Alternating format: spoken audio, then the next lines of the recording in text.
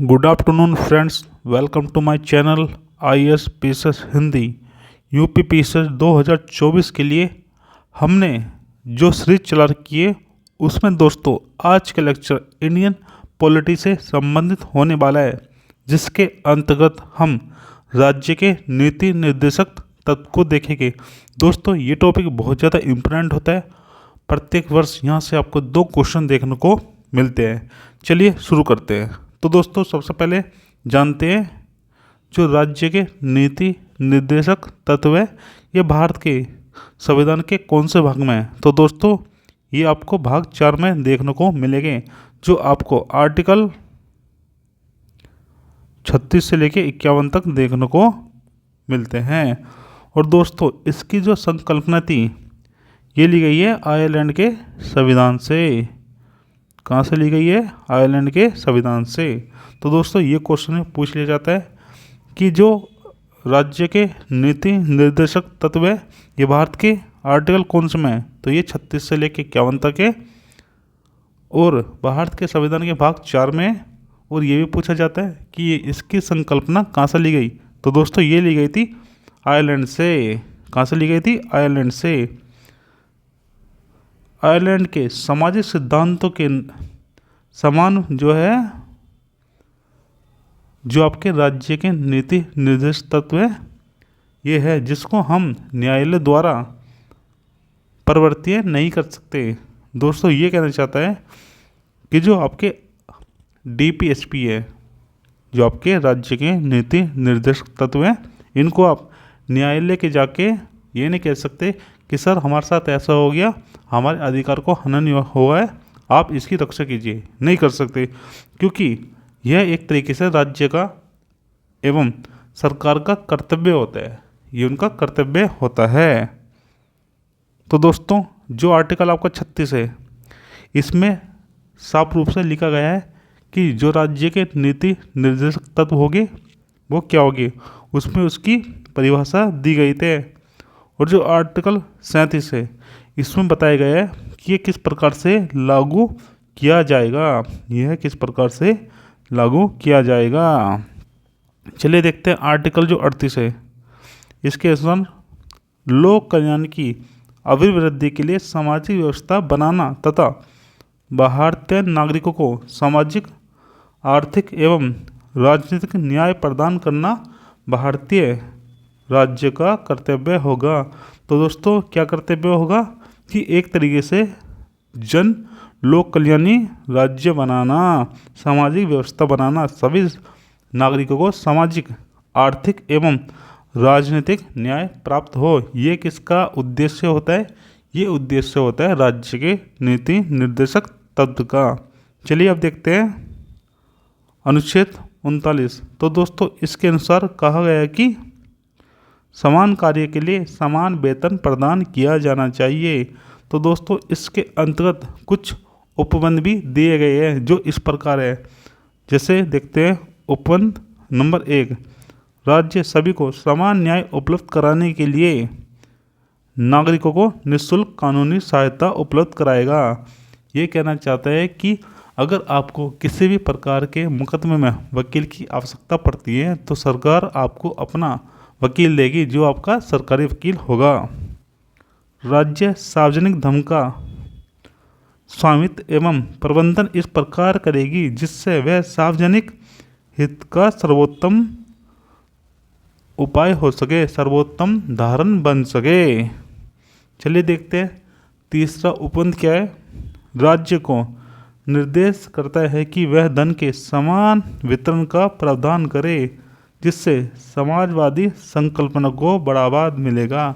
इसमें कहा गया है कि चाहे आप स्त्रियों या आप पुरुषों, दोनों को जो है समान वेतन मिलेगा, सभी को धन जो है समान मिलेगा। चलिए अब देखते हैं आर्टिकल 40। इसके अंतर्गत कहा गया है कि राज्य जो है अपने राज्य में ग्राम पंचायत की स्थापना करेंगे। किसकी स्थापना करेंगे? ग्राम पंचायत की स्थापना करेंगे, जो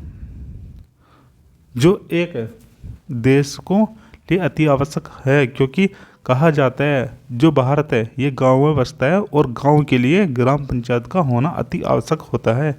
दोस्तों ग्राम पंचायत की जो बातें ये करते थे आपके महात्मा गांधी जी। महात्मा गांधी जी का उद्देश्य था कि भारत में ग्राम पंचायत हो। दोस्तों 1992 में जब 72वां संविधान संशोधन हुआ उसके तहत क्या हुआ, पंचायती राज को संवैधानिक दर्जा दिया गया था। चलिए आगे देखते हैं। आर्टिकल 41, इसके अंतर्गत राज्य का दायित्व होता है कि कुछ दशाओं में नागरिकों को काम, शिक्षा और जन सहायता प्रदान करना सुनिश्चित किया जाए। दोस्तों जब हम काम की बात करते हैं तो इसी के अंतर्गत हम मनरेगा को शामिल करते हैं, जिसके अंतर्गत कहा गया है कि भारत में जो लोग बेरोजगार हैं उन्हें कम से कम 100 दिन तक रोजगार दिया जाएगा। और शिक्षा की बात करेंगे तो इसके अंतर्गत ही सर्व शिक्षा अभियान शामिल किया जाता है, जिसमें बच्चों को निःशुल्क शिक्षा दी जाती है। अब देखते हैं आर्टिकल 42 और 43।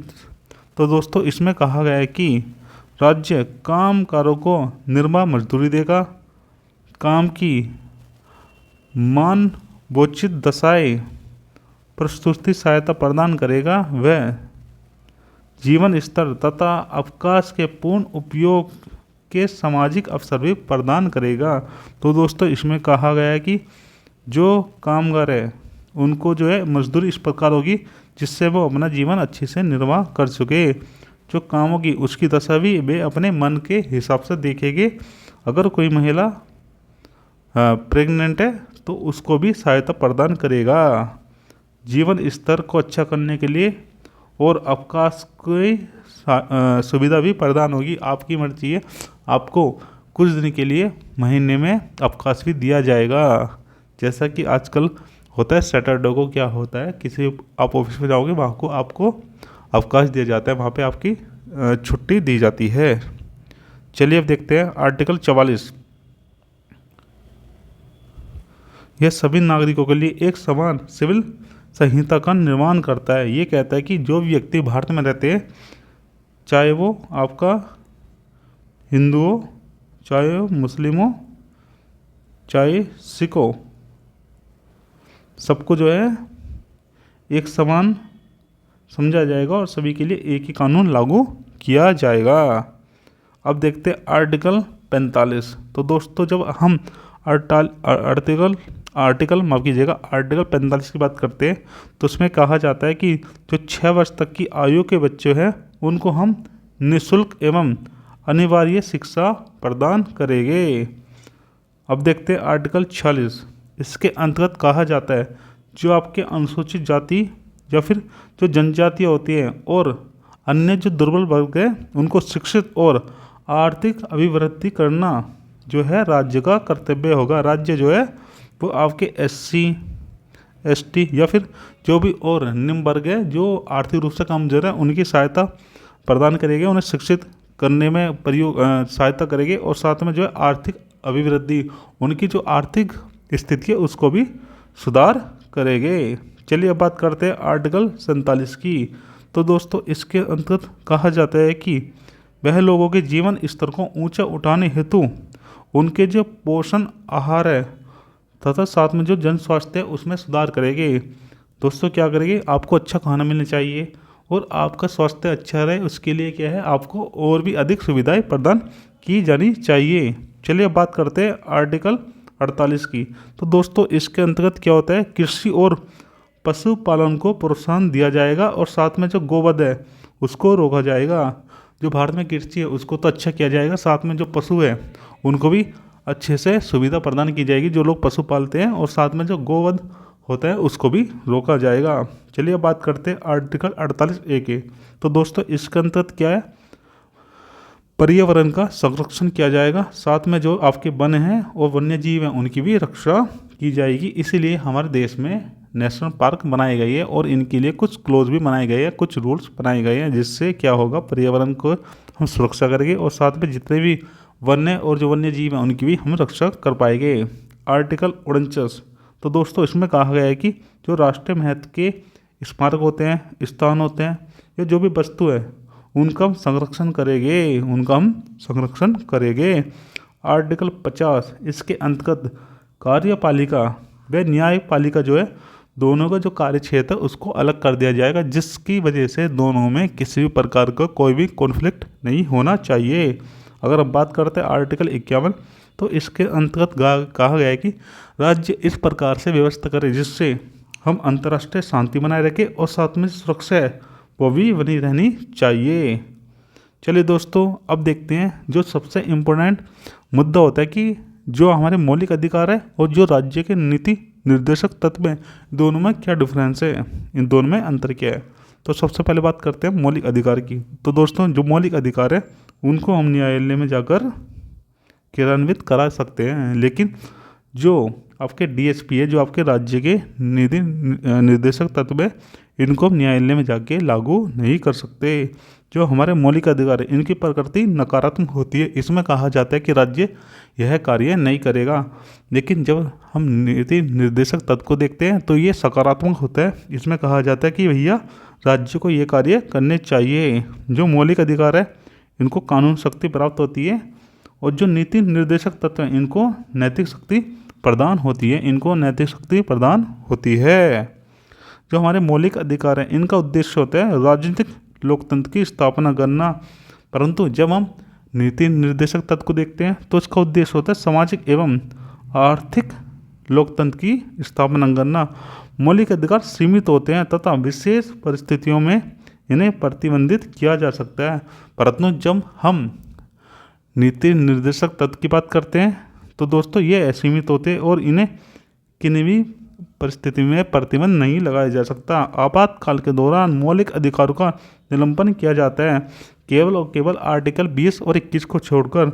लेकिन जब हम नीति निर्देशक तत्व की बात करते हैं तो इनका जो निलंबन है किसी भी स्थिति में नहीं किया जा सकता। तो दोस्तों, आज के लेक्चर यहीं पर समाप्त करते हैं। आई होप आपको वीडियो अच्छी लगी होगी। अगर आपको वीडियो अच्छी लगी है तो प्लीज़ लाइक करना, कमेंट कीजिए और हमें बताइएगा नेक्स्ट वीडियो आपको किस टॉपिक पे चाहिए। Thank you.